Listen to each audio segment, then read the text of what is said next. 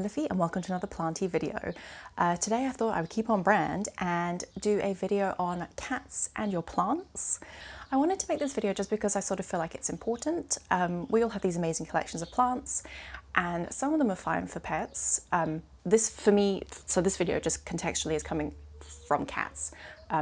I don't know anything about dogs, I don't have dogs, I have cats, and once this car drives past,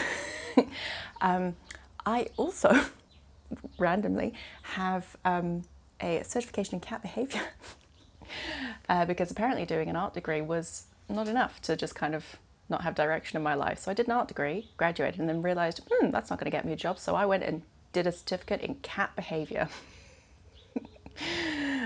I'm going to break this video into 3 parts. The first part is going to be what plants are and are not toxic to your cats. Bye, Rosie. The second part is going to be what you should do if you are noticing signs of poisoning in your cats.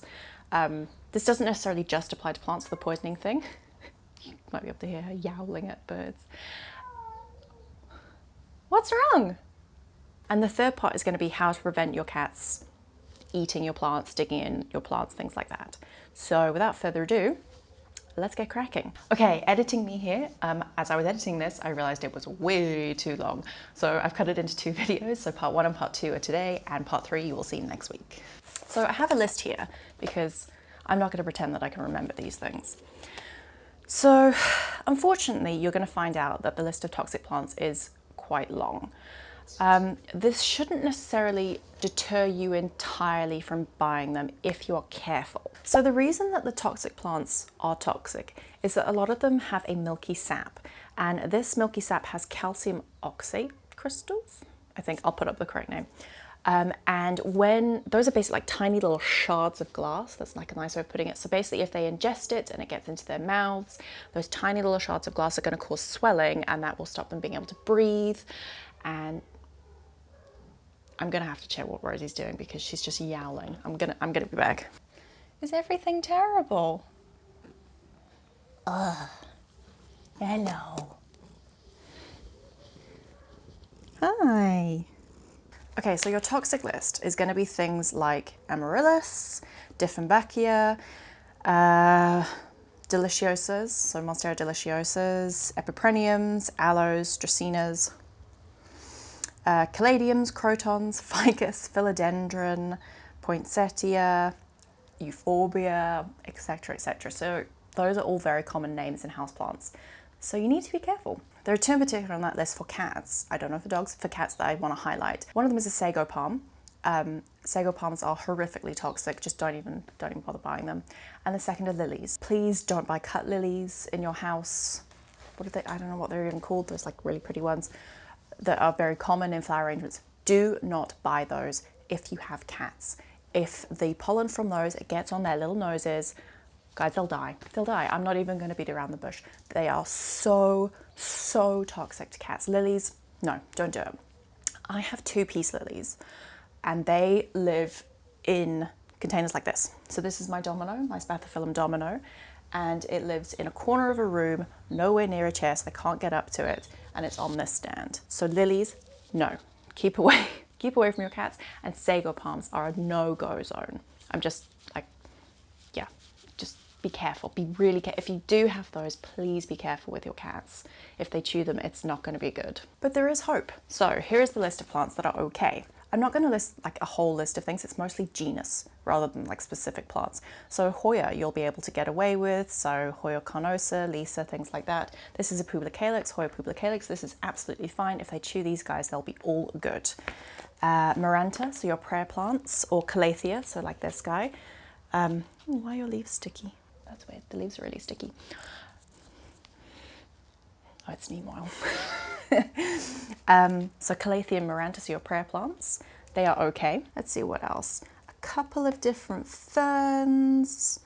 Peperomias are okay too. That's kind of it. Those are the ones that are 100% safe. So if your cats just sit and chew them, they're not going to vomit, they're not going to be really sad. Yeah, it's a small list, but you can get some beautiful plants in those genuses. Now, what should you do if you have some of these toxic plants and you are noticing signs of poisoning in your cat? Yes, Rosie, what should you do? Well, obviously the first thing you should do is call your vet. There's so many home recipes and things. Please do not even bother with those. Call a vet. I don't know if we have them here in South Africa, but I know overseas there are pet poison hotlines. But when in doubt, call a vet, call an emergency hours vet if it's late at night. Call your normal vet if it's during working hours, but please don't just try and like DIY it. Call your vet. Number one thing to do. If you can, try and find out what they've eaten. So see which plant they've eaten, see how much they've eaten of it. This will all be useful information to give to the vet that you are calling. They might say that it's nothing to worry about if they've just had a nibble on the edge. Well, this is not a good one to give you an example of.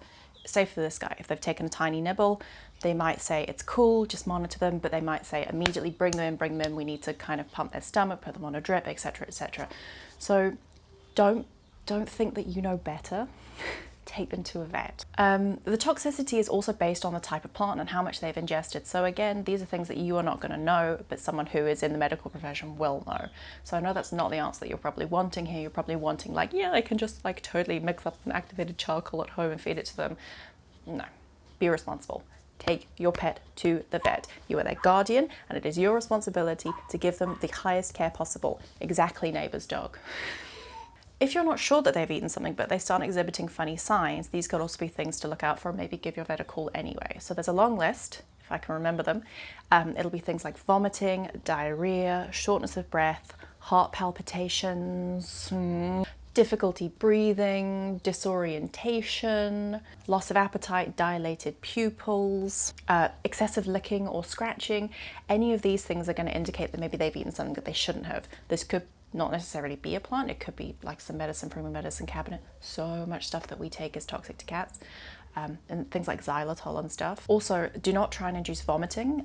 This can sometimes cause more problems than good. I know the instinct is to be like, get it out of them, but actually sometimes this can be a problem, particularly if it's something like the calcium oxalate. I think I'm saying that right. Calcium oxalate crystals. They've already gone down once and have put their little shards everywhere, and then coming back up again, it's just going to make more shards and more swelling and more not being able to breathe. So do not induce vomiting where possible. It's just not a good idea. So basically the summary is, if they're acting weird, if they're exhibiting behaviour that they don't normally do, because you will know your pet, call a vet. Hello, editing me from the future again. I just wanted to come in and say thank you so much for watching. I hope you found some of the information in this video, or hopefully all of the information in this video, useful. If you want to have a chat, please ask me questions, have a chat in the comments. I love to talk to you guys. Or you can find me on Instagram at leafy.greenfingers.